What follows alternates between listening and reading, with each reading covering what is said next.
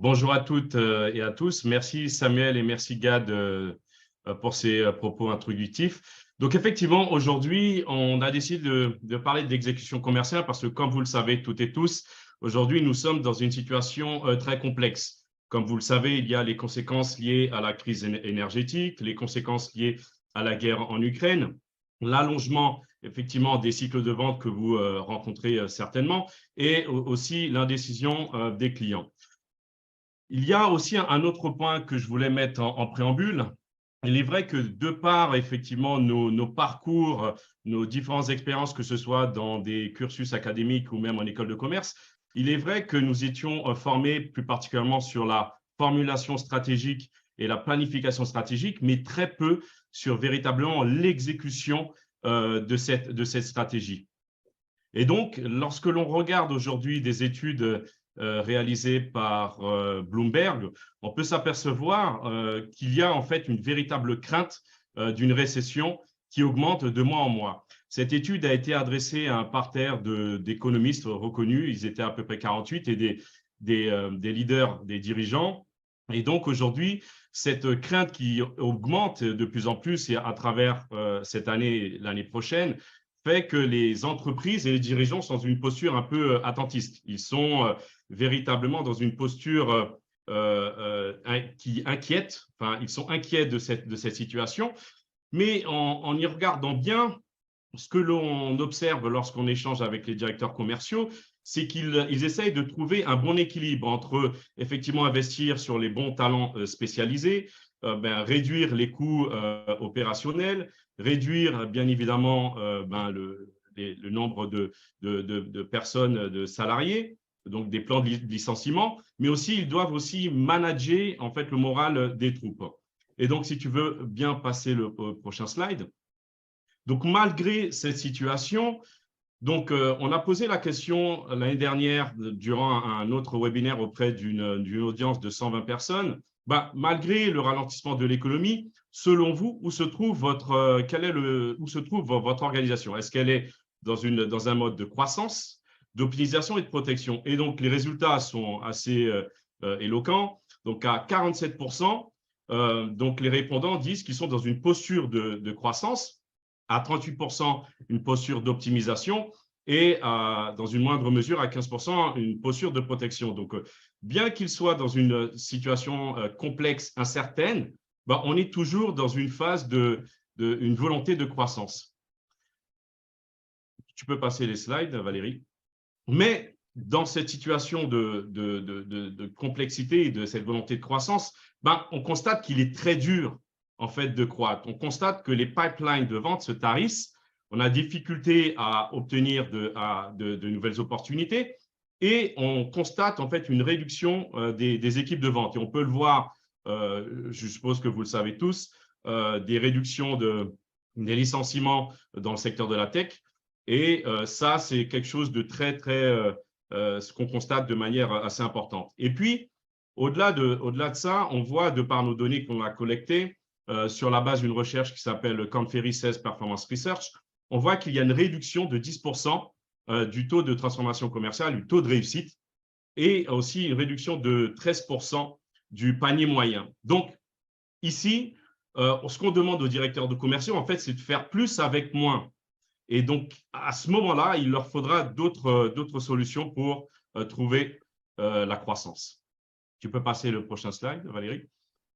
Ce que l'on a constaté aujourd'hui, il y a 3 tendances clés de changement de comportement des décideurs. Dans un premier temps, on constate que les décideurs sont de plus en plus indécis. Et à ce sujet, je vous conseille de lire un très bon ouvrage et une étude qui a été réalisée par Matthew Dixon et Ted McKenna, qui s'appelle The Jolt Effect, qui ont pu analyser 2 millions conversations commerciales et ils ont pu observer qu'il y a entre 40 et 60% des opportunités qui ne sont pas gagnées pour cause de non-décision des clients. Il ne s'agit pas d'avoir perdu des opportunités face à des concurrents, mais c'est vraiment parce que les décideurs ont peur de changer, de prendre des décisions. Et je peux rajouter quelque chose, c'est-à-dire que vos commerciaux et peut-être vous-même, on nous a toujours dit et éduqué dans le sens que le premier compétiteur est le statu quo. Donc, on nous a formés à challenger le statu quo. Mais aujourd'hui, il faut aussi manager l'indécision des clients. Donc, ça, c'est la première tendance que l'on voit. La deuxième tendance, on voit qu'il y a justement dans les ventes complexes B2B, on voit l'augmentation du nombre de décideurs qui participent à la décision d'achat.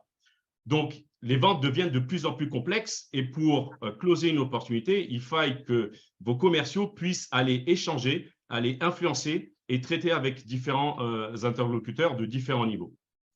Et enfin, le troisième point, la troisième tendance, c'est que aujourd'hui, de par l'avènement du digital et l'avènement des intelligences artificielles génératives, on voit que les décideurs aujourd'hui développent, enfin parcourent leur process d'achat seuls et interviennent plus tardivement, ils font intervenir plus tardivement les commerciaux pour participer au closing et au fait de résoudre leurs besoins. Donc, ça veut dire quoi? Ça veut dire qu'aujourd'hui, comme les commerciaux interviennent plus tardivement dans le process d'achat des clients, il leur faille nécessairement avoir d'autres compétences. Il leur faille développer plus d'impact. Et en ce sens, ça veut dire que puisque les acheteurs, les décideurs ont plus d'informations, il faille nécessairement que les commerciaux deviennent des faiseurs de sens et qu'ils aient véritablement d'autres leviers et d'autres solutions pour les convaincre. Si tu veux bien passer le slide, Samuel. OK. Alors, aujourd'hui, on s'aperçoit que dans cet environnement, pour naviguer effectivement dans les différents grands comptes et pour faire évoluer les opportunités, ce qu'on aperçoit de par nos recherches, c'est que les organisations commerciales les plus performantes aujourd'hui ont développé un processus de vente dynamique. C'est-à-dire que c'est un processus de vente qui va s'adapter au process d'achat des clients et en fonction effectivement des différents points de contact que vos prospects ou clients auront durant leur process d'achat. Donc, il va être adapté. Et donc, ce que l'on constate, c'est qu'en ayant un processus dynamique, on constate qu'il y a ces prospects clients aujourd'hui atteignent à plus de 21% leurs objectifs. Aujourd'hui, ils ont un taux de réussite de plus de 26%. Et ce qu'on peut constater, le plus important pour vous en tant que leader commerciaux, c'est que grâce à ce process dynamique, vous allez avoir une meilleure visibilité, une meilleure précision de vos forecasts. Donc, lorsque vous avez à rendre des comptes effectivement à vos conseils d'administration et à vos actionnaires, donc ça vous donnera un peu plus de précision. Donc, si tu veux bien passer au prochain slide. Alors, l'année dernière, on avait posé la question autour des process de vente.